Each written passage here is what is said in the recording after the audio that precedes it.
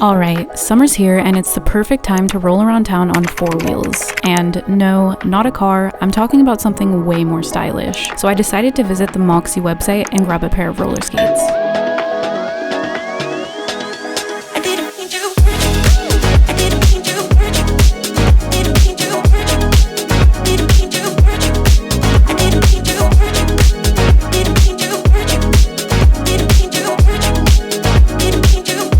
Now with their suede uppers, custom lining, wheels, and hang tags, these things are a work of art in themselves, but I figured I'd add a little bit of art of my own as well. So the first thing I'm gonna do is grab my pencil and sketch out a design. But hold on, I gotta plan this out first. So back to the drawing board, or I guess in this case, iPad.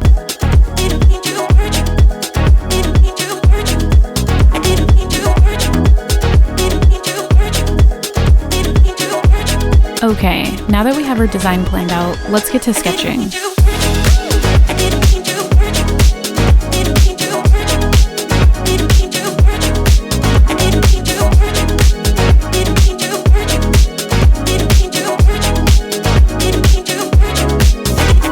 Now that we have our sketch done, we're going to create a base layer on top of the suede. I wanted to show you guys an example of how this is done on a t-shirt before we apply it to the shoe. When applying a few coats of flat white with no too soft added, we get this really nice new texture to fabric that feels and looks similar to a screen print. This makes it super easy to add colors and details on top of that. We only need to add too soft to fabrics that we want to stay soft, such as sock linings and such. In this case, we don't need any too soft as we're working on the outside of the shoe and want a screen print like texture.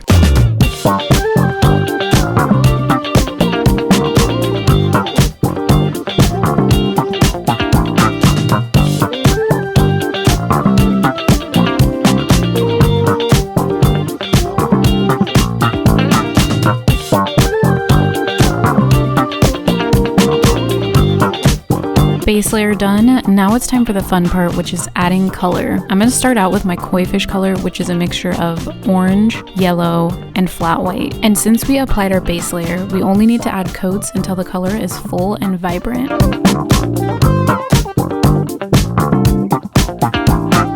Next, I'm going to do some color fading by introducing a lighter, more yellow version of our orange color. What I'm doing here is applying the lightest color first and blending it in with white at the edges. Then I bring my darkest orange color and build up coats until it's time to blend the two together. To get rid of the harsh line, you just need to mix a little of the two colors together and paint over the line while dragging the paint out from both sides. Let's take another quick look at that.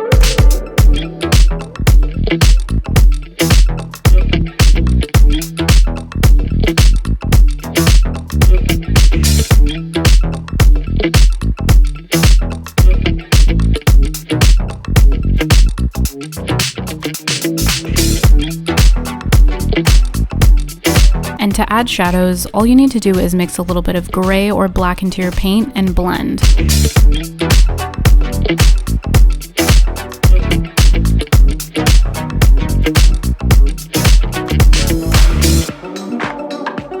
Intense colors can always be muted or blended in by adding a thin layer of your original color over it.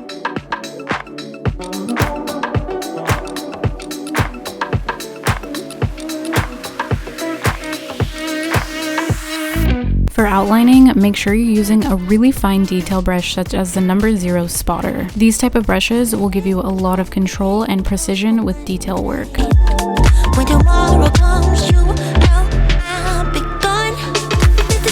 And lastly, I'm going to apply some pearlescent silver to the scales to give them a really cool shine. Put